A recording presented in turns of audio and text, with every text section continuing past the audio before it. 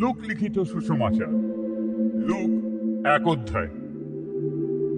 মাননীয় থিওফিল, আমাদের মধ্যে যেসব ঘটনা ঘটেছে সেগুলির বিবরণ লিপিবদ্ধ করার জন্য বহু ব্যক্তি চেষ্টা করেছেন। তারা সেই একই বিষয় লিখেছেন যা আমরা তাদের কাছ থেকেই জেনেছি, যারা প্রথম থেকে নিজেদের চোখে দেখেছেন এবং এই বার্তা ঘোষণা করেছেন। তাই আমার মনে হলো যে যখন আমি সেই সব বিষয় প্রথম থেকে ভালোভাবে খোঁজখবর নিয়েছি, তখন তা সুন্দরভাবে গুছিয়ে লিখি, যার ফলে আপনি জানবেন যে বিষয়গুলি আপনাকে জানানো হয়েছে সেগুলি সত্য। জিহুদিয়া রাজা হিরোদের সময় সখরীয় নামে একজন যাজক ছিলেন। ইনি ছিলেন অবিয়ের দলের যাজকদের একজন। সখরীয়র স্ত্রী এলিজাবেথ ছিলেন হারনের বংশধর। তারা উভয়ই ঈশ্বরের দৃষ্টিতে ধার্মিক ছিলেন। প্রভুর সমস্ত আদেশ ও বিধি ব্যবস্থা তারা নিখুঁতভাবে পালন করতেন। এলিজাবেথ বন্ধ্যা হওয়ার দরুন তাদের কোনো সন্তান হয়নি। তাদের উভয়েরই অনেক বয়স হয়ে গিয়েছিল। একবার তার দলের যাজকদের উপর দায়িত্বভার পড়েছিল। তখন সখরীয় যাজক হিসেবে মন্দিরে ঈশ্বরের সেবা করছিলেন। যাজকদের কার্যপ্রণালী অনুযায়ী তাকে বেছে নেওয়া হয়েছিল যেন তিনি মন্দিরের মধ্যে গিয়ে প্রভুর সামনে ধূপ জ্বালাতে পারেন। ধূপ জ্বালাবার সময় বাইরে অনেক লোক জড়ো হয়ে প্রার্থনা করছিল। এমন সময় প্রভুর এক স্বর্গদূত সখরীয়র সামনে এসে উপস্থিত হয়ে ধূপ বেদির ডান দিকে দাঁড়ালেন। সখরীয় সেই স্বর্গদূতকে দেখে চমকে উঠলেন এবং খুব ভয় পেলেন। কিন্তু স্বর্গদূত তাকে বললেন, সখরীয়, ভয় পেও না, কারণ তুমি যে প্রার্থনা করেছ ঈশ্বর তা শুনেছে। তোমার স্ত্রী এলিজাবেথের একটি পুত্র সন্তান হবে, তুমি তার নাম রাখবে যোহন। সে তোমার জীবনে আনন্দ ও সুখের কারণ হবে। তার জন্মের দরুন আরো অনেকে আনন্দিত হবে, কারণ প্রভুর দৃষ্টিতে যোহন হবে এক মহান ব্যক্তি। সে অবশ্যই দ্রাক্ষারস বা নেশার পানীয় গ্রহণ করবে না। জন্মের সময় থেকেই যোহন পবিত্র আত্মায় পূর্ণ হবে। ইসরায়েলীয়দের অনেক লোককে সে তাদের প্রভু ঈশ্বরের পথে ফেরাবে। যোহন এলিয়ের আত্মায় ও শক্তিতে প্রভুর আগে চলবে। সে পিতাদের মন তাদের সন্তানদের দিকে ফেরাবে আর অধার্মিকদের মনের ভাব বদলে ধার্মিক লোকদের মনের ভাবের মতো করবে। প্রভুর জন্য সে এইভাবে লোকদের প্রস্তুত করবে। তখন সখরীয় সেই স্বর্গদূতকে বললেন, আমি কিভাবে জানবো যে সত্যি এসব হবে? কারণ আমি তো বৃদ্ধ হয়ে গেছি আর আমার স্ত্রীরও অনেক বয়স হয়ে গেছে। এর উত্তরে স্বর্গদূত তাকে বললেন, আমি গাব্রিয়েল ঈশ্বরের সামনে দাঁড়িয়ে থাকি, আর তোমার সঙ্গে কথা বলার জন্য ও তোমাকে এই সুখবর দেওয়ার জন্যই আমাকে পাঠানো হয়েছে। কিন্তু জেনে রেখো, এই সব ঘটনা ঘটা পর্যন্ত তুমি বোবা হয়ে থাকবে, কথা বলতে পারবে না, কারণ তুমি আমার কথা বিশ্বাস করলে না। কিন্তু আমার এই সব কথা নিরূপিত সময়েই পূর্ণ হবে। এদিকে বাইরের লোকেরা সখরীয়র জন্য অপেক্ষা করছিল। তিনি এতক্ষণ পর্যন্ত মন্দিরের মধ্যে কি করছেন এ কথা ভেবে তারা অবাক হচ্ছিল। পরে তিনি যখন বেরিয়ে এলেন, তখন লোকদের সঙ্গে কথা বলতে পারলেন না। এতে লোকরা বুঝতে পারল মন্দিরের মধ্যে তিনি নিশ্চয়ই কোনো দর্শন পেয়েছেন। তিনি লোকদের ইশারায় তার বক্তব্য বোঝাতে লাগলেন, কিন্তু কোনো রকম কথা বলতে পারলেন না। এরপর দৈনিক সেবা কার্যের শেষে তিনি তার বাড়ি ফিরে গেলেন। এর কিছুকাল পরে তার স্ত্রী এলিজাবেথ গর্ভবতী হলেন, আর 5 মাস পর্যন্ত লোক সাক্ষাতে বের হলেন না। তিনি বলতেন, এখন প্রভুই এইভাবে আমায় সাহায্য করেছেন। সমাজে আমার যা লজ্জা ছিল, কৃপা করে এখন এইভাবেই তিনি তা দূর করে দিলেন।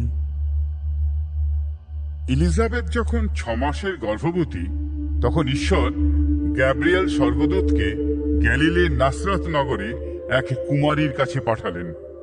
এই কুমারী ছিলেন যোসেফ নামে এক ব্যক্তির বাগদত্তা। যোসেফ ছিলেন রাজা দাউদের বংশধর, আর যে কুমারীর কাছে তাকে পাঠানো হয়েছিল তার নাম মরিয়ম। গ্যাব্রিয়েল মরিয়মের কাছে এসে বললেন, তোমার মঙ্গল হোক, প্রভু তোমার প্রতি মুখ তুলে চেয়েছেন, তিনি তোমার সঙ্গে আছেন। এই কথা শুনে মরিয়ম খুবই বিচলিত ও অবাক হয়ে ভাবতে লাগলেন। এ কেমন শুভেচ্ছা! স্বর্গদূত তাকে বললেন, মরিয়ম, তুমি ভয় পেও না, কারণ ঈশ্বর তোমার উপর সন্তুষ্ট হয়েছে। শোনো, তুমি গর্ভবতী হবে, আর তোমার এক পুত্র সন্তান হবে। তুমি তার নাম রাখবে যিশু। তিনি হবেন মহান, তাকে পরমেশ্বরের পুত্র বলা হবে। আর প্রভু ঈশ্বর তাঁর পিতৃপুরুষ রাজা দাউদের সিংহাসন তাঁকে দেবেন। তিনি যাকবের বংশের লোকদের উপরে চিরকাল রাজত্ব করবেন। তাঁর রাজত্বে কখনো শেষ হবে না। তখন মরিয়ম স্বর্গদূতকে বললেন, কেমন করে সম্ভব? কারণ আমি তো কুমারী। এর উত্তরে স্বর্গদূত বললেন, পবিত্র আত্মা তোমার উপর অধিষ্ঠান করবেন, আর পরমেশ্বরের শক্তি তোমাকে আবৃত করবে। তাই যে পবিত্র শিশুটি জন্মগ্রহণ করবে তাকে ঈশ্বরের পুত্র বলা হবে। আর শোনো, তোমার আত্মীয়া এলিজাবেথ যদিও এখন অনেক বৃদ্ধা, তবু সে গর্ভে পুত্র সন্তান ধারণ করছে। এই স্ত্রীলোকের বিষয়ে লোকে বলতো যে তার কোনো সন্তান হবে না, কিন্তু সে এখন 6 মাসের গর্ভবতী। কারণ ঈশ্বরের পক্ষে কোনো কিছুই অসাধ্য নয়। মরিয়ম বললেন, আমি প্রভুর দাসী, আপনি যা বলছেন আমার জীবনে তাই হোক। এরপর স্বর্গদূত মরিয়মের কাছ থেকে চলে গেলেন। তখন মরিয়ম উঠে তাড়াতাড়ি করে জিহুদার পার্বত্য অঞ্চলের একটি নগরে গেলেন। সেখানে সখরিয়র বাড়িতে গিয়ে এলিজাবেথকে অভিবাদন জানালেন। এলিজাবেথ যখন মরিয়মের সেই অভিবাদন শুনলেন, তখনই তার গর্ভের সন্তানটি আনন্দে নেচে উঠল, আর এলিজাবেথ পবিত্র আত্মাতে পূর্ণ হলেন। এরপর তিনি খুব জোরে জোরে বলতে লাগলেন, সমস্ত স্ত্রী লোকের মধ্যে তুমি ধন্যা, আর তোমার গর্ভে যে সন্তান আছেন তিনি ধন্য। কিন্তু আমার প্রভুর মা যে আমার কাছে এসেছেন, এমন সৌভাগ্য আমার কি করে হলো? কারণ যে মুহূর্তে তোমার কণ্ঠস্বর আমি শুনলাম, আমার গর্ভের শিশুটি তখনই নড়ে উঠল। আর তুমি ধন্যা, কারণ তুমি বিশ্বাস করেছো যে প্রভু তোমায় যা বলেছেন তা পূর্ণ হবে। তখন মরিয়ম বললেন, আমার আত্মা প্রভুর প্রশংসা করছে, আর আমার আত্মা আমার ত্রাণকর্তা ঈশ্বরকে পেয়ে আনন্দিত, কারণ তার এই তুচ্ছ দাসীর দিকে তিনি মুখ তুলে চেয়েছেন। হ্যাঁ, এখন থেকে সকলেই আমাকে ধন্য বলিবে, কারণ সেই একমাত্র সর্বশক্তিমান ঈশ্বর আমার জীবনে কতই না মহৎ কাজ করেছেন। পবিত্রতার নাম। আর যারা বংশানুক্রমে তাদের উপাসনা করে তিনি তাদের দয়া করেন। তার বাহুর যে পরাক্রম তা তিনি দেখিয়েছেন। যাদের মন অহংকার ও দম্ভপূর্ণ চিন্তায় ভরা তাদের তিনি ছিন্ন ভিন্ন করে দেন। তিনি শাসকদের সিংহাসন চ্যুত করেন, যারা নতনম্র তাদের উন্নত করেন। ক্ষুধার্তকে তিনি উত্তম দ্রব্য দিয়ে তৃপ্ত করেন, আর বিত্তবানকে নিঃস্ব করে বিদায় করেন। তিনি তার দাস ইসরায়েলকে সাহায্য করতে এসেছেন, যেমন তিনি আমাদের পূর্বপুরুষদের প্রতিশ্রুতি দিয়েছিলেন তিনি তেমনই করবেন।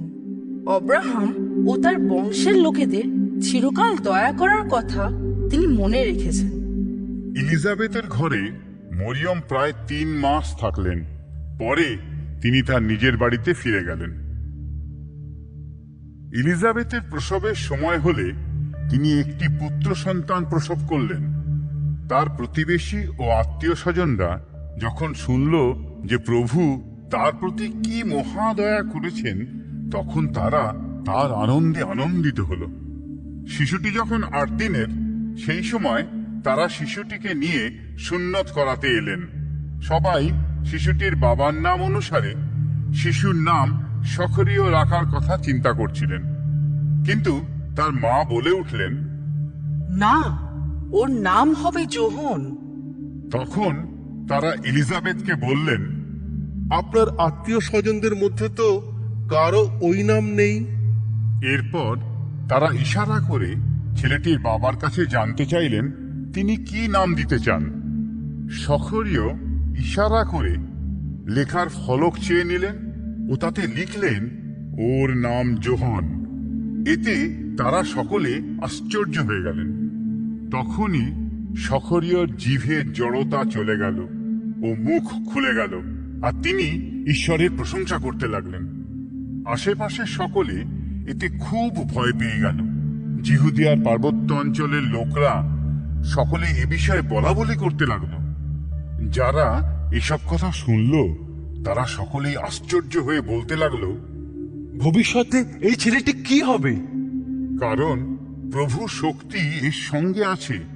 পরে ছেলেটির বাবা সখরীয় পবিত্র আত্মায় পূর্ণ হয়ে ভাববাণী বলতে লাগলেন, ইসরায়েলের প্রভু ঈশ্বরের প্রশংসা হোক, কারণ তিনি তার নিজের লোকদের সাহায্য করতে ও তাদের মুক্ত করতে এসেছেন। আমাদের জন্য তিনি তার দাস দাউদের বংশে একজন মহাশক্তি সম্পন্ন ত্রাণকর্তাকে দিয়েছেন। এ বিষয়ে তার পবিত্র ভাববাদীদের মাধ্যমে তিনি বহু পূর্বেই প্রতিশ্রুতি দিয়েছিলেন। শত্রুদের হাত থেকে ও যারা আমাদের ঘৃণা করে তাদের কবল থেকে উদ্ধার করার প্রতিশ্রুতি। তিনি বলেছিলেন আমাদের পিতৃপুরুষদের প্রতি দয়া করবেন, এবং তিনি সেই প্রতিশ্রুতি স্মরণে রেখেছেন। এই সেই প্রতিশ্রুতি যা তিনি আমাদের পিতৃপুরুষ অব্রাহামের কাছে করেছিলেন, শত্রুদের হাত থেকে আমাদের উদ্ধার করার প্রতিশ্রুতি, যেন আমরা নির্ভয়ে তার সেবা করতে পারি আর আমাদের জীবনের শেষ দিন পর্যন্ত তার দৃষ্টিতে পবিত্র ও ধার্মিক থেকে তার সেবা করে যেতে পারি। এখন হে বালক, তোমাকে বলা হবে পরমেশ্বরের ভাববাদী, কারণ তুমি প্রভুর পথ প্রস্তুত করবার জন্য তার আগে আগে চলবে।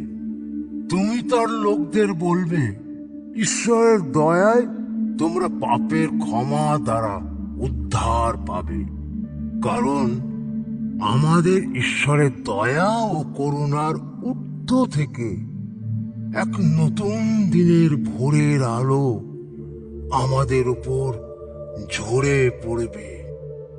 যারা অন্ধকার ও মৃত্যুর ছায়ায় বসে আছে তাদের উপর সে আলো এসে পড়বে, আর তা আমাদের শান্তির পথে পরিচালিত করবে। সেই শিশু যোহন বড় হয়ে উঠতে লাগলেন আর দিন দিন আত্মায় শক্তিশালী হয়ে উঠতে থাকলেন।